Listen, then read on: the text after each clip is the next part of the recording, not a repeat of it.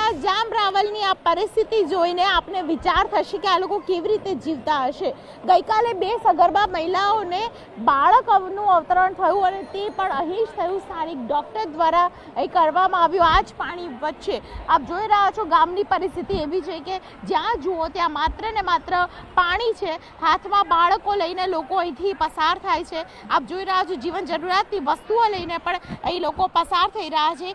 જામ રાવલની આ પરિસ્થિતિ છે જે દ્વારકા જિલ્લામાં આવેલું છે અને દ્વારકા જિલ્લાના કલ્યાણપુર તાલુકાની અંદર જામ રાવલમાં દરેક ઘરની અંદર પાણી છે। લોકોને પણ પૂછવાનો પ્રયત્ન કરીશું, તેમની સાથે પણ વાતચીત કરવાનો એક પ્રયત્ન કરીશું। ભાઈ થોડા નજીક આવો અને શું પરિસ્થિતિ છે, પાણી કેટલું બધું અંદર છે, શું કહેશો? પાણી તો બધાના ઘરમાં કરી ગયું। રાવલમાં 70% પબ્લિકના ઘરમાં પાણી કરી ગયું। શું લઈને નીકળ્યા છો? આ દહીંનું ધરાવા જાય। હા, દહીં ધરાવા જાવ છો। ઘરમાં લોટ નથી ખાવા? ના, લોટ તો ના જ હોય ને બેન। 3-4 દિવસ થયા કન્ડિશન, 3 દિવસ થયા। 3 દિવસ થયા। 3 દિવસથી લોટ નથી લોકોના ઘરમાં અને અહીંથી જ્યારે લોકોને પસાર થવું પડે છે ત્યારે આપ જોઈ રહ્યા છો કેવી પરિસ્થિતિની અંદર પાણીમાંથી લોકો પસાર થઈ રહ્યા છે।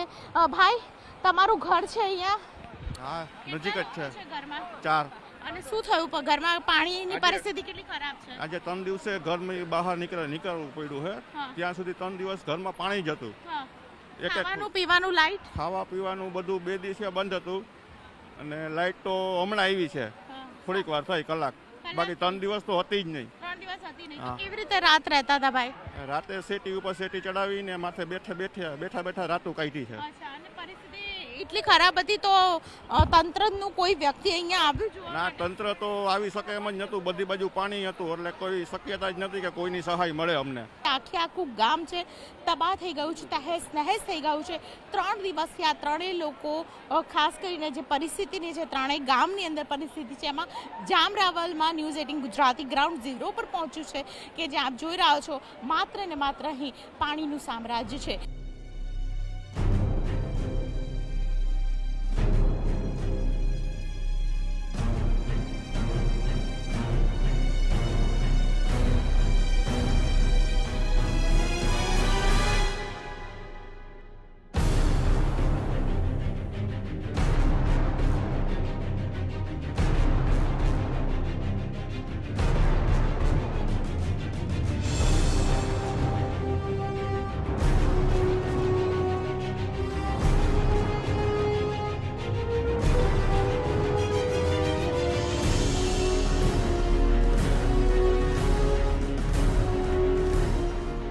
દેવભૂમિ દ્વારકામાં કલ્યાણપુર તાલુકામાં અમે પહોંચ્યા છીએ અને આપ મારી પાછળ જોઈ રહ્યા છો પાણી જ પાણી છે।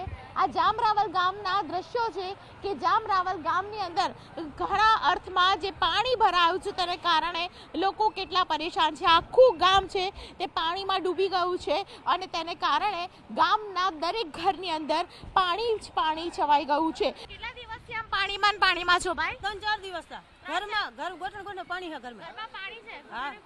હા, તાવ આવ્યો છે બાળકને? હા, શરદી ઉતરે ને તાવ આવે છે। આ મેડિકલ સુવિધા માટે આ લોકો પાણીમાં ચાલીને જઈ રહ્યા છે। નાનું બાળક છે જેને છેલ્લા 3 દિવસથી પાણીમાં રહેવાને કારણે શરદી, ઉધરસ ને તાવ છે। આ પરિસ્થિતિ ગામની છે। આ ગામ કલ્યાણપુર તાલુકામાં આવેલું છે, જામ રાવલ ગામ, કે જ્યાં અહીં પાણી ભરાવાની સમસ્યાને કારણે લોકો ત્રાહિમામ પોકારી ગયા છે। તમે દૂર દૂરથી નજર કરો, જ્યાં તમને દેખાશે લોકો ત્યાં તમને જામ રાવલ ગામના લોકો પાણીમાં દેખાશે। આખું ગામ પાણીમાં છે અને તેને કારણે ખાસ કરીને જે પરિસ્થિતિ સર્જાઈ છે તે પરિસ્થિતિ પાણી ઉતરવાનું નામ નથી લઈ રહી। છેલ્લા 3 દિવસથી આ પ્રકારની પરિસ્થિતિને કારણે ગામના દરેક વ્યક્તિ છે એકબીજાની મદદે આવી રહ્યા છે। 3 દિવસ ત્યાંથી લોકો ભૂખે છે। પ્રેગ્નેન્ટ સ્ત્રીથી માંડીને ઘણા લોકોને બીમારી છે પણ કોઈ દવાખાને જઈ શકતો નથી। તમે જોઈ શકો છો કે અહીંથી માણસો નીકળી નથી શકતા। 2 ડિલિવરી એ સ્થાનિક ડોક્ટરોએ કરી છે પણ આ કોઈ તંત્ર ભાવ પૂછવા આવતું નથી ભાવ પૂછવા આવતું। અને એનડીઆરએફ ની ટીમ પણ ના આવ્યા અંદર ગામ પોતાના સ્વાર્થ માટે લોકોના મત લઈ છે પણ કોઈ નેતાઓ નથી આવ્યો, કોઈ સાંસદ સભ્ય, કોઈ ધારાસભ્ય કોઈ નથી આવ્યું, કોઈ તંત્ર કોર્પોરેટર પણ નથી આવ્યું। પોતાના ઘરમાં બેઠા શાંતિથી બેઠા છે પણ કોઈ જોવા માટે નથી આવ્યું કે અહીંના લોકોનું કે જોઈએ છે પણ કોઈ નથી આવ્યું। અંદર આગળ એટલા બધા પાણી છે, ડૂબેલા છે, અડધા માળ ડૂબેલા છે પણ કોઈ નથી વ્યવસ્થા કરવા માટે। જમવાનું પોતે અહીંના સ્થાનિક લોકો છે એ સારા કરે છે કે એ પ્રોવાઈડ કરે છે, બાકી કોઈ નથી આવેલું આજ દી લગન. હા, પોતાના ઘરમાં એસી આરામથી કરે છે, પણ કોઈ નેતાઓ નથી આજ દી લગન આવ્યું. ખાસ કરીને બહુ રાવલની દશા બહુ ખરાબ છે, લાખોનો માલ નુકસાન આવેલો છે.